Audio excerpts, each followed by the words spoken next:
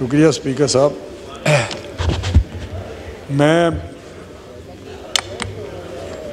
मैंने बातें सुनी हैं, लेकिन मेरे जो जज्बात हैं, क्योंकि मुफ्ती साहब के साथ मेरा ऑफिशियली सरकारी मामलात में काफ़ी वास्ता पड़ा और मैंने जिस तरह का उस शख्स को देखा, यकीन करें किसी भी अवामी मफाद के मंसूबे में जिसको मैं प्रपोज़ करता था, जो उनके मिनिस्ट्री के मतलब थोड़ी सी बात होती थी, उसका तल्लुक़ होता था, वो मुझसे भी बढ़कर उसमें दिलचस्पी का इजहार करते थे। और जब भी मैंने कोई मीटिंग बुलाई उस सिलसिले में, उस प्रोजेक्ट के सिलसिले में, या वो जो प्रपोज़ल तजवीज़ थी उसके सिलसिले में, तो क्योंकि उनकी मिनिस्ट्री से मुझे मदद चाहिए होती थी, तो मेरा ख्याल था कि हम उधर चले जाएं। तो वो कहते थे नहीं मैं इधर आऊँगा, और वो आते थे। हर दफ़ा आए, कई दफ़ा मीटिंग्स हमारी हुई, और चाहे वो मदीना शरीफ में हुए हैं, चाहे वो मक्का शरीफ में हुए हैं, चाहे वो अपने इलाके में हुए हैं, किसी वक्त भी उनको फ़ोन किया है। हमारे बहुत सारे वज़रा हैं, काफ़ी लंबी चौड़ी काबीना है, लेकिन जितनी जल्दी से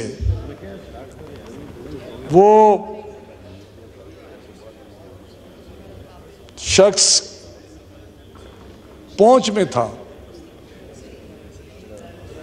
मुझे नहीं याद कि मैंने फ़ोन किया हो तो वो फ़ोन ना उन्होंने उसी वक्त उठाया हो, या किसी शख्स के पास है तो उसने बात ना कराई हो। ये सरकारी तौर पे मैं आपको बता रहा हूँ मामलात थे। बाकी उनकी शख्सियत जो है वो भी बहुत सारे मुकर्रीन ने उनके सिफ़ात बताई, लेकिन उनकी शख्सियत हमागीर थी।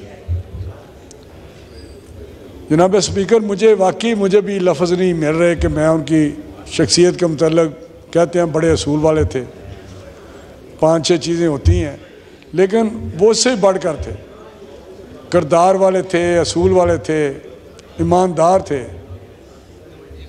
आलिम दीन थे, मुफ्ती थे, सादा थे, इंतहाई हेल्पफुल थे। वो बहुत बड़ा एक नुकसान हुआ है हमारी माशरे को, हमारी असम्बली को, उस इलाके को और उस काबीना को भी। काबीना में जिस तरह वो बात करते थे, जिस तरह उनका सामने चीज़ें आती थी, तो बड़ी बेबाक किस्म की जो वो महसूस करते थे वो कह देते थे। वज़ीर आज़म साहब ने कुछ बातें की, तो मैं समझता हूँ कि वो माशरती तौर पे, मजहबी तौर पे, सरकारी तौर पे जिस वो हैसियत में उनकी शख्सियत थी, वो उसमें कमाल का दर्जा रखते थे। तो उनका नुकसान उनकी फैमिली को, उनकी पार्टी को, उनके इलाके को और हमारी काबीना में भी वो जो एक अपना हिस्सा डालते थे फैसला साजी में, मैं समझता हूँ कि अब यकीनी तौर पे उसमें कमी आएगी और कमी महसूस की जाएगी। मैं मौलाना असदुर्रहमान से और इनकी पार्टी से और बड़े मौलाना साहब से दिली दुख का इजहार करता हूँ। और जब मुझे ये खबर मिली है तो स्पीकर साहब यकीन करें,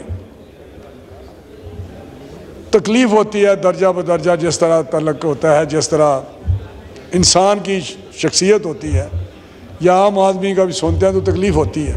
लेकिन जब मुफ्ती साहब का पता चला तो मुझे काफ़ी देर तक शौक़ रहा। मैं उसको नहीं कर पा रहा था कि ये किस तरह हुआ है और क्यों हुआ है, लेकिन कानून कुदरत है, एक अटल चीज़ है, वाक़या हुआ है। मुफ्ती साहब चले गए, उनके काम, उनकी शख्सियत, उनके असूल, उनकी कारकर्दगी, उनकी जो हमारे साथ मिलना जुलना था, बातचीत होती थी, वो यकीनी तौर पे याद रहेगी।